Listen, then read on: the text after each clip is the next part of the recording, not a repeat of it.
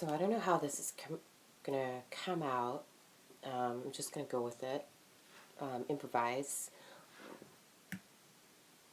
I think most people are accustomed to communicating this way. Blah, blah, blah, blah, blah.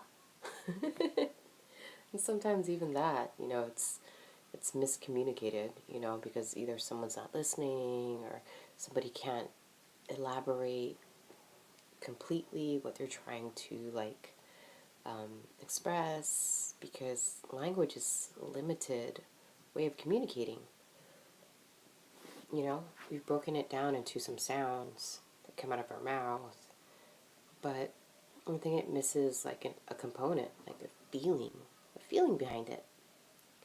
So I think if you want to refine your communication skills, you really have to listen not only to the sounds around you, but to the feelings. Yeah, we've all kind of neglected our feelings and the emotions and the energy in motion that is constantly firing off in every moment, you know? I think people who are in touch with their intuition are probably more fine-tuned to hearing this unspoken language. But yeah, for me personally, I can kind of feel the energy in a room, or if I'm with someone, I can catch feelings. Sometimes catching feelings is not fun. Sometimes catching feelings is draining.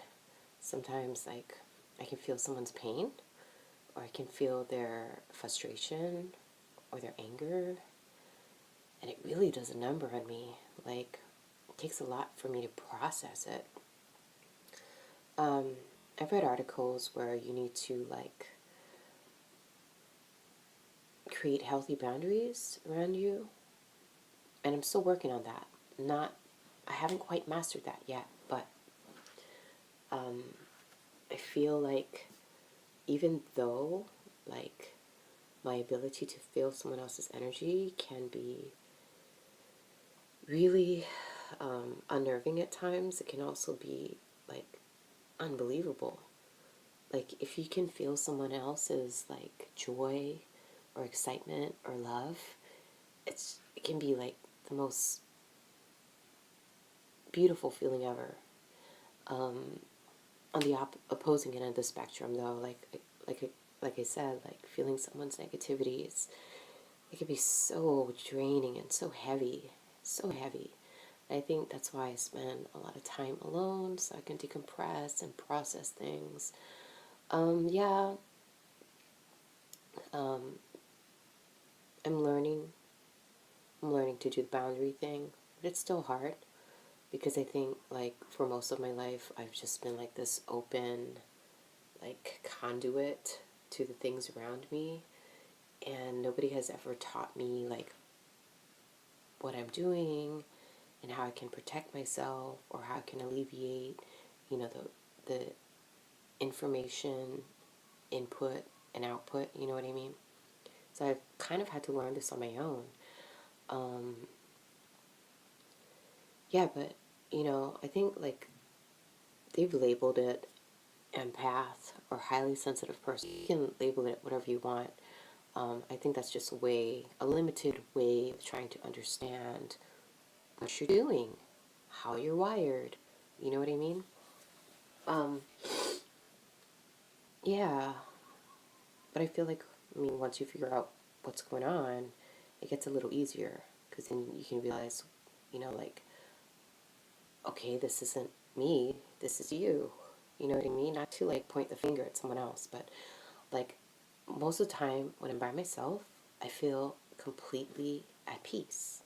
Everything feels beautiful and balanced and aligned. Right now, alone in this room, I feel at peace. Once I leave this room, whether it be I encounter my partner or we go out into a public space and I'm just with all the energy around me, it can be overwhelming. Yeah. But I wouldn't take that gift away from myself. Like, I think a lot of empaths who don't understand what's going on see this as a curse.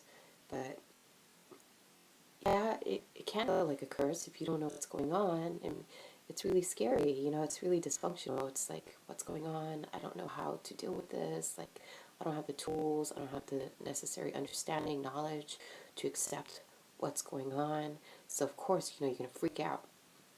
But once you start understanding what's going on, it just gets a little bit lighter and easier to navigate. And that's why I think like understanding and acceptance and allowing is so important.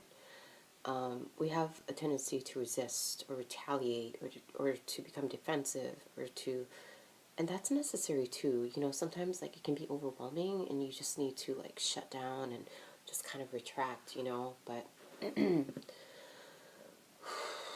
once you understand what's going on, yep. So what's going on is you are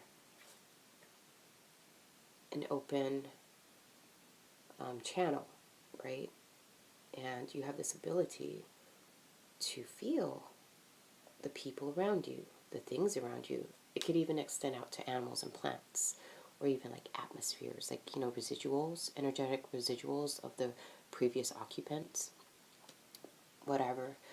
And it's a gift because it gives you the opportunity to like understand people and things on a whole new different level, you know.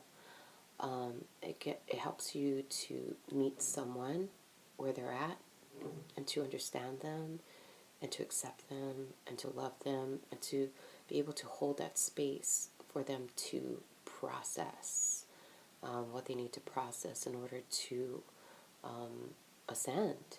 It helps you to hold that space for them and to even give them that support, instead of trying to fix them or refine them or change them. You just kind of allow them to be, and that in itself is very healing. And I think it's like a two-way street. So like, like if you can ground yourself and center yourself, you become like that tuning fork in the environment. You can actually transmute or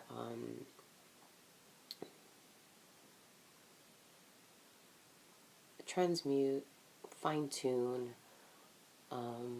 shift things, by like being still and allowing those energies to flow through you and up through you. You transmute them, and then everybody heals and everybody wins and everybody. It's a really uncomfortable process. I'm not gonna even lie. It's not like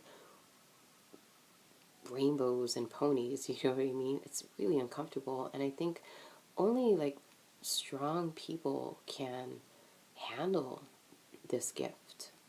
Sometimes like people who are strong can't handle it. It's just too much, too fast, I don't know if I'm making sense. I'm definitely rambling, and that's what I do best, and that's why I've named my videos Ramblings of an INFJ. Yup. I don't know. I don't know if that makes sense.